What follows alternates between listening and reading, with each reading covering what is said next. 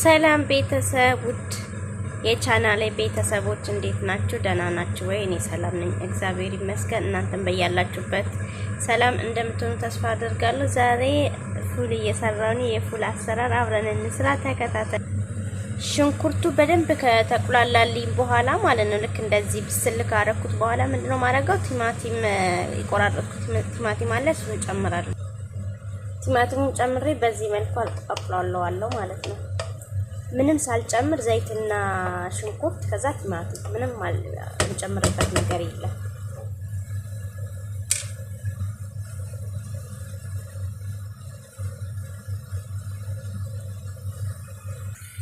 በዚህ መልኩ ከበሰለልኝ በኋላ ምንድነው የምጨምረው?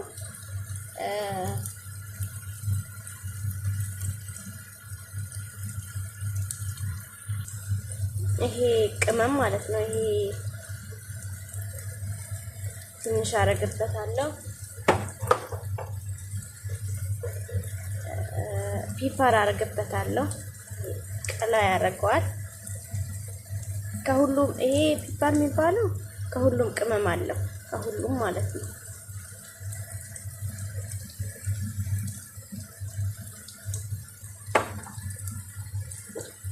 ከዛ ጥቁር አስወድ ፍልፍል አስወድ ከሙን ማለት ነው።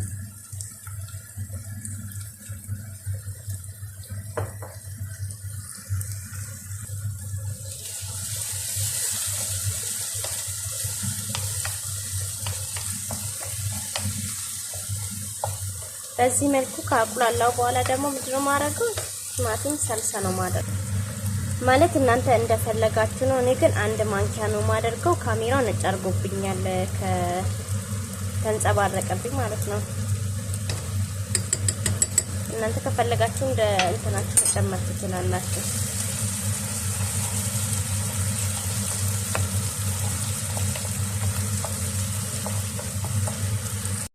እኔ የምሰራው ፉል ይሄ ነው ማለት ነው። ይሄኛው የባቂላ ፉል ነው።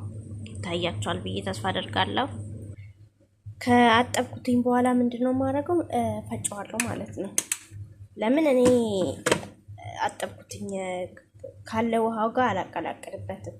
ምክንያቱም ብዙ ኬማዊያት ስለሚኖር ብዙም ጥሩ የሚመጣ አይመስለኝም።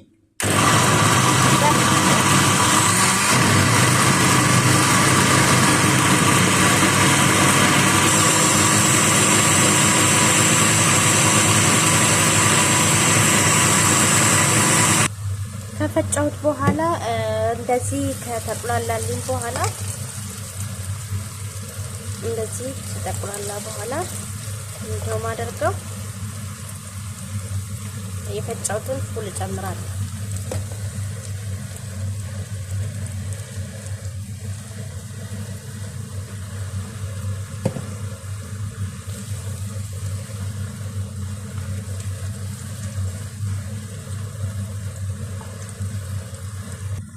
ከዛ በኋላ በዚህ መልኩ ከተንተከተከልኝ በኋላ ምንድነው ማድረግ? እርጥብ ከዝበራ አረግበታለሁ ከላዩ ላይ ማለት ነው።